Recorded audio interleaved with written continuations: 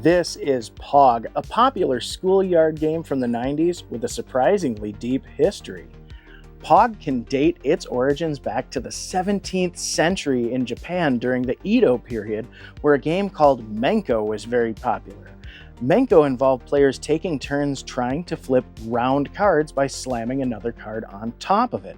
Now, if you fast forward to the 20th century in Hawaii, you would see children more commonly playing a variation of Menko called milk caps with, of course, cardboard milk caps that they got from their milk deliveries. They were cheap and readily available.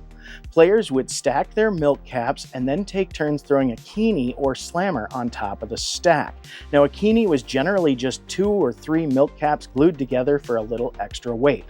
Players would throw their Kini on the stack of milk caps, and any that flipped over they would get to keep, with the object of the game being able to flip the most milk caps over and becoming the winner.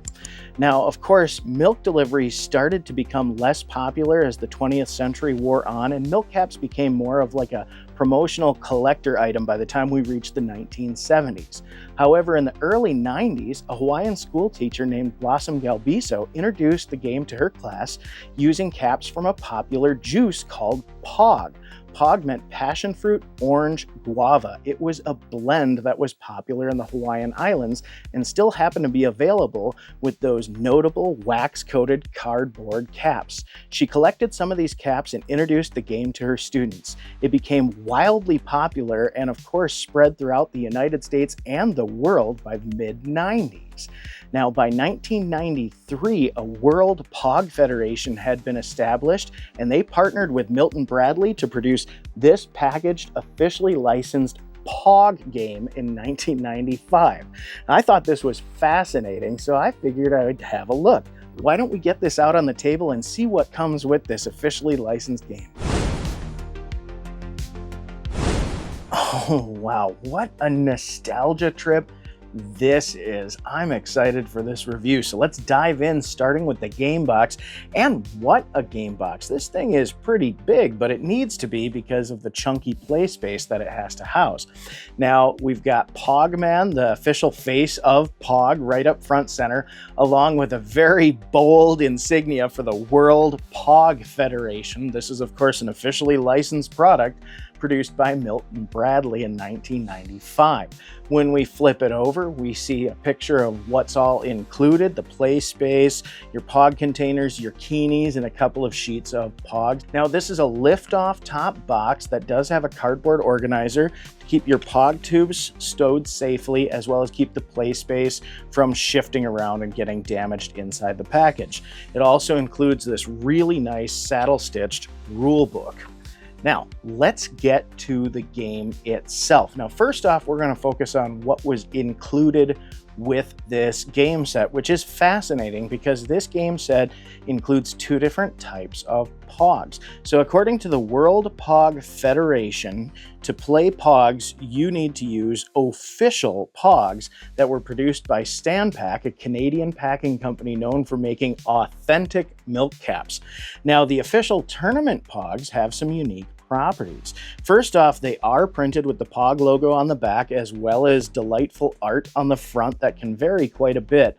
However, it usually tends to be like a 4-color print process, or 1 or 2 colors per POG, not very much and very simplistic, oftentimes looking like vintage comics. Now, the other thing is they will have these little punch outs because they are built just like milk caps. So official POGs for tournament use will have a thumb punch space and a staple in them, as well as print on the back. And another thing is they are coated in paraffin wax. It's a super light layer, almost impregnated into the cardboard.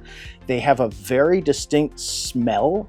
I don't know if you've played around with anything with paraffin wax, if you have ever used like a California duster to clean off a car. Those have paraffin wax on them. They'll have that strong odor. But the wax property was because, again, milk caps were used to seal a liquid in a glass bottle. So these official tournament POGs are meant to mimic the qualities of a traditional milk cap as closely as possible. But of course, since they were never actually fastened to a bottle, they're perfectly smooth on the back and they have no moisture damage or no damage from being popped off of that milk bottle. Now, the other type of POG that's included with this set are these colorful collector POGs. As POGs rose in popularity, so did the marketing behind them, and people really thought that these were going to be the next big collector item like baseball cards, when really they turned out more or less to be kind of a precursor to Beanie Babies and how they rose to prominence and then fell from grace, of course, depreciating in value. But for a time, collectability was a huge selling factor, so a lot of POGs came with gorgeous color prints. Some of them even had foil details. Here's a nice shiny reflective one I have. Now here's another interesting thing. This one's kind of mixed in with the POG, so this didn't actually come with the game here. You can tell because it doesn't have the official POG marking on the back. I actually just noticed this right now with the video, but as you'll see, I have a couple other non-official POGs. You see, people, as other companies started making milk caps, people started collecting, and they got so serious they would buy these albums for them. Here I've got promotionals, for instance, for Batman Forever. Some of the milk caps that I have here in this sheet, this collector had gotten from Mega Man, and actually, interestingly enough, some of these bottom ones here with Apollo 13 on them are actually officially licensed POGs. Now, if memory serves correctly, now that I look at this, if I recall, Hardee's had a kids meal that featured Apollo 13 POGs and a POG tube that was different sections of the Saturn rocket that they used to get to the moon, or to try in their instance. So this collector actually had some of the Hardee's POGs here. I wonder if they had that Saturn rocket POG tube. But anyway, that was a prime example there of how you would tell the difference between a regular milk cap and an actual officially licensed POG. But regardless of the supposed authenticity, I really think this is more of a marketing gimmick, because your average kid, unless they were actually competing at a tournament level, really didn't care too much about getting the fancy paraffin wax coated POGs or the official POGs. However, that being said, it's also quite obvious that adult meddling in the hobby is what brought about a lot of this collectible stuff. To be fair, the game of milk caps didn't just like appear in the 90s. In fact, we talked, it's got history going back to the 17th century, and of course, all throughout the early 20th century, kids were playing games with milk caps.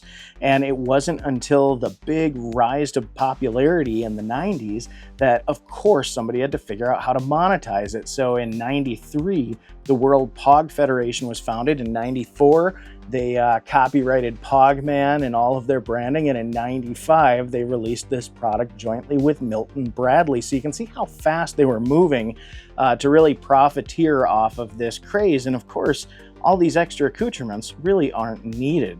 When kids were initially playing POGs with milk caps, all they needed was a level surface, however many milk caps they wanted to use for their contest, and oftentimes the Kini or Slammer was just a couple of these milk caps glued together for extra weight, which is why your official Kinis that you get from the World POG Federation are actually this nice kind of thin plastic.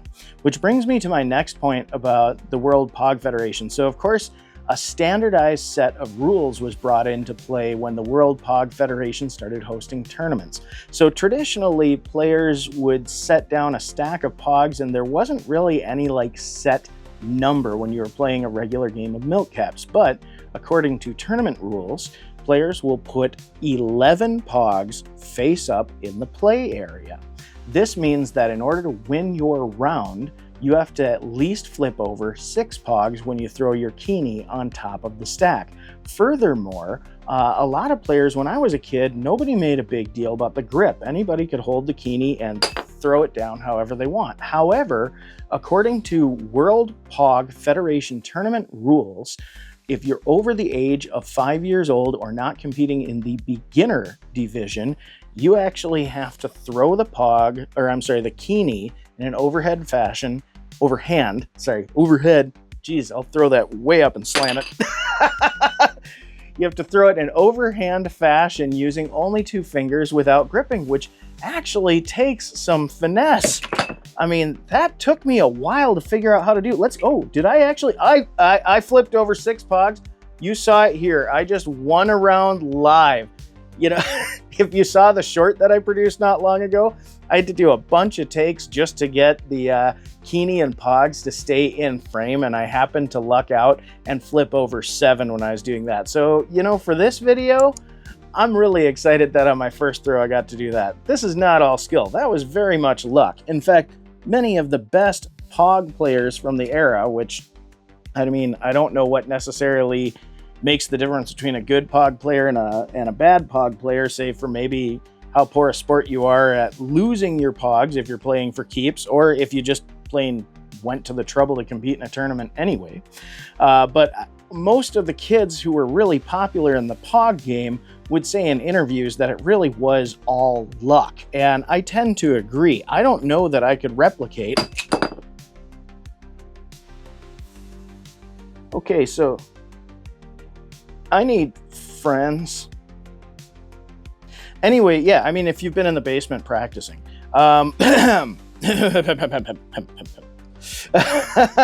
So that means I just won 2 out of 3 single player rounds. I am the old crappy couch basement POG champion. Thank you. I'll be signing autographs after this video is done. Before we get too far into anything else, let's talk about not only the POGs that were included in the game, but this play surface too. So this is actually a 2-piece part. This is the part that's the most valuable, and this is just a little, probably 1/8-inch thick foam mat. And this is the part that I would say is probably the most valuable to playing the game. You can play on any level surface, but if you're doing any kind of contest or anything and you want to have a little bit extra, the foam mat actually helps keep it from being so loud when your Kinis is slapping on it, as opposed to the plastic table. So you can see how much of a difference that was. So absolutely having this pad is nice. Now, this whole plastic thing, this looks nice. This contributes absolutely less than nothing to the game. And in fact, there's quite a bit of like a divot in the surface in order to get this logo on here. So it kind of bugs me that it's not like a perfectly level surface, but the POGs themselves are flat enough that it doesn't seem to really affect the gameplay whatsoever. And the nice thing is it gives you a really cool presentation. Oh, see, and I didn't really flip many, though I did launch some off the table over there. See how it's just luck, though? I'm absolutely delighted that I managed to do 2 really epic throws so far in this video. I was greedy on the 3-fer, but I already technically won the game. Now, here's the other thing is we have these divots, like you're supposed to store POGs in there, or maybe Kinis. But boy, I don't see a practical reason to be doing that, because if you were playing on this surface and you're throwing these down, all this is extra stuff that's going to be hitting your POGs, and you don't want to really divot the sides of the POGs too much. You want to keep them nice and round, which again, a benefit of the paraffin wax. You can really tell a difference between the collector POGs and the playable tournament POGs, because the paraffin wax has a completely different texture than this print, and a completely different weight too. Oddly enough, the ones that are official are a little bit thinner and they feel heavier, and that's probably from adding that wax coating. So again, if you're playing, I do actually see a practical difference in why you would use an official POG versus a collector POG, but from a monetization standpoint, you can 100% see that they were, I mean, these are even numbered on the back. That's what's, you play with a tournament POG, no number. They expect these to get worn out and beaten up. But these guys here, all of them are numbered in their collector series, so you know which one is which. And like I said, you can tell that people really thought they were going to be valuable. Now, up here I have a selection of some Kinis so that you can see that there were varying thicknesses and materials being used. Most of the ones that were technically legal were pretty lightweight plastic ones. However, you could also go for some really heavy like aluminum or even brass. This is a promotional one from Batman Forever, and I gotta say, actually, that is bat shaped. Now, this is similar to what they would have referred to as a shredder back in the 90s, when people were getting really fancy Kinis or slammers, some of the ones that had edges that were cut out like this would actually be cut out like a circular saw. And a lot of kids would refuse to play against somebody who wanted to use a shredder, because oftentimes people throwing a shredder type or one with a cutout would try to throw it at a bit of an angle with the idea of that the teeth would catch on the edge of the POGs and flip them more readily. When realistically, again, it's mostly luck, but also just plain the uneven surface from the staple in the POG, as well as impact on the pile and the overall just the POGs kind of spring against each other with that cardboard. And of course, if you have that foam surface, it's really going to make a difference. I'm going to go for one just for fun. See, there I go. I flipped it, but this is delightful. This is delightful. Now, like I said, tournament-wise, nobody really cared about how many you flipped because it was more about the game itself. However, one of the contributing factors to the downfall in POG's popularity had to do with playing for keeps. It was common practice that players would count the POGs that they put into the game as a wager, and so if you flipped POGs over, you got to add those to your collection. Now, when this game was originally played with low-value milk caps, most people didn't really care, but at the height of the popularity of POGs, one of these official POGs could cost 50 cents, and some of these off-brand ones 25 or so. So we saw a wide range of milk caps being used, and really the off-brand ones were more in the spirit, be it that they were cheaper, but still, when you think about it, 25 cents per cardboard cap. Yeah, if a kid's playing a game and he's losing a buck or two each time, I can see where they start to get sore. And obviously the target market for this was relatively young. So schools started seeing the playing of POGs during recess as kind of akin to gambling and began banning it. So it kind of gave rise to a little bit of a student POG black market. Hey kid, you want to buy some POGs? I remember collecting and trading POGs while my school was saying that they weren't allowed, and well, it was kind of funny, but after a little while, it definitely suppressed interest to the point where, well, POGs became kind of a memory. Occasionally you'd play them outside of school, but since you couldn't get together with all of your friends all the time with your POGs, well, eventually the popularity just plain waned, and like any other fad, it faded into obscurity. So I do think that it's actually a really fun game, and there's a reason why games of this ilk have been around for a long time. There's a good mixture of skill and random chance. I mean, as you've seen me just kind of playing around, throwing down on this stack here, and I mean, I had a lot of practice over the last day or two getting ready for this video and try. Honestly, when I read the instruction that I had to learn to slam with 2 fingers, that was tough. These aren't very heavy, so they slide off your hands. So you really just gotta rely on momentum and go for it. And it's and you can obviously see why some parents probably weren't too hot on having their kids randomly smack on stuff.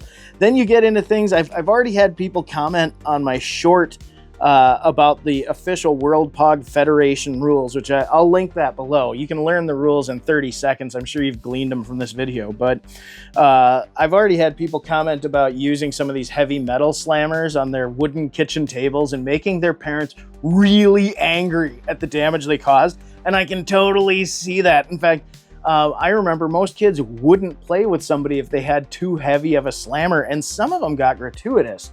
I wasn't able to track one down in time for the video, but I still remember slammers that were almost the size of a battery, like a C-cell battery, and that just seemed ridiculous. You know, it was like showing up to a pistol duel with a bazooka.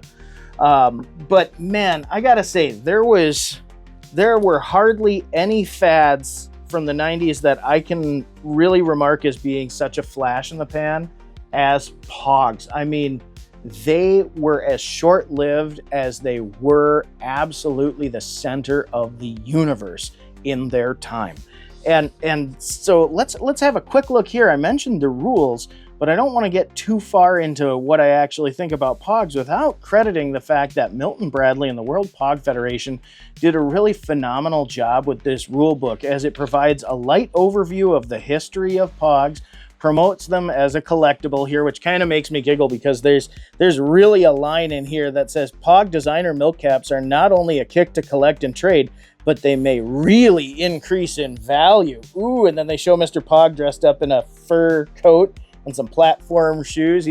He's balling from his POGs, so I'm sure he's in the trade. But I did like that there were traditional rules, tournament rules, and then a whole bunch of other ones like POG Baseball or the Pit, or they got POG Concentration or POG Slam Nation.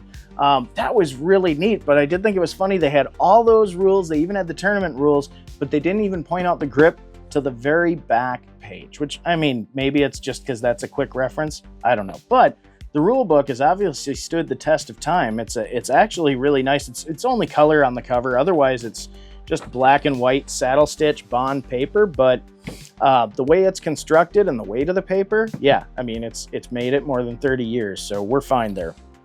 But overall, as a game, I still think POGs are quite delightful. Like I said, there's a reason that the practice of playing games like this lasted for so long. We're already hundreds of years into it, and there are other games too around the world that mimic this as well.